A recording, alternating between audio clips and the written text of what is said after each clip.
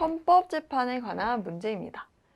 사례를 읽어보면 갑은 어떤 법 위반죄로 징역 3년에 집행유예 5년을 받아서 해당 판결이 확정됐대요.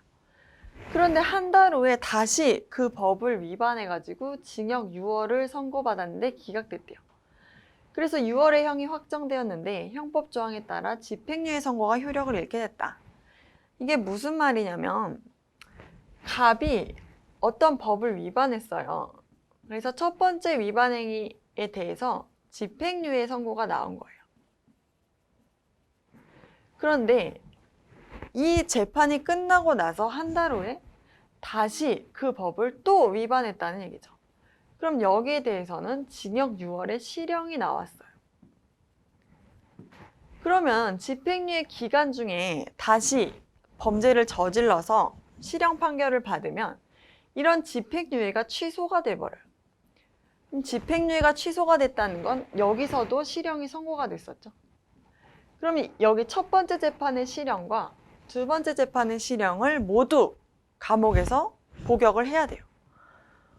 그랬더니 갑이 아니 이거는 이중처벌금지 원칙이 위반되는 거 아니야? 이거 너무한 거 아니야?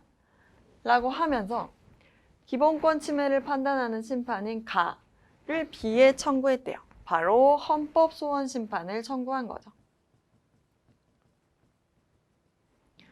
B라는 곳은 헌법재판소가 될 거예요. 헌재. 이에 대해 B는 제사회화와 사회방해를 도모하려는 공익의 중대성은 인정한다. 이거는 공익의 중대해. 그런데 해당 형법 조항에 따라 집행되는 형은 이미 선고된 형이므로 추가적으로 제한된다고 보기 어려워 갑의 기본권이 공익보다 중하지 않다. 갑의 청구를 기각한다. 라고 했어요. 헌재가 갑의 말을 안 들어줬다는 거죠. 집행유예 기간 중에 재범하면 집행유예가 취소된다 라고 정해놓은 우리 형법 조항은 공익이 중대하기 때문에 너가 다시 범죄 저질렀으면 집행유예 취소돼서 첫 번째 형과 두 번째 형을 다 살아야 돼. 그러니까 집행유예가 취소된다는 그 조항이 잘못됐다는 갑의 주장을 받아주지 않은 거죠. 1번부터 볼게요. A는 해당 조항의 위헌 여부가 재판의 전제가 된 경우 B의 가를 청구할 수 없다. A는 지금 상고심을 담당하는 곳이죠. 바로 대법원에 해당이 돼요. 그럼 법원에서는 어떤 조항이 헌법상 이거 문제되는 거 아니야? 라고 했을 때 헌법재판소에다가 위헌 법률 심판이라는 걸 청구할 수 있어요. 위헌 법률 심판. 그러니까 이게 이름이 다른 건데 지금 이때 갑이 청구한 가는 헌법소원이라는 심판이에요. 헌법소원. 그래서 법원이 청구하는 건 위헌 법률 심판이에요. 그래서 이름이 다르죠. 그래서 헌법소원을 법원이 청구할 수는 없다라고 돼 있어서 1번은 맞는 말이에요. 그러면 2번을 볼게요. 갑은 A. 대법원의 판결이 신체의 자유를 침해하였다고 주장하며 판결을 대상으로 헌법소원을 청구한 게 아니죠. 이 판결이 문제됐다고 해서 청구한 게 아니라 법률 조항에 문제를 삼은 거죠.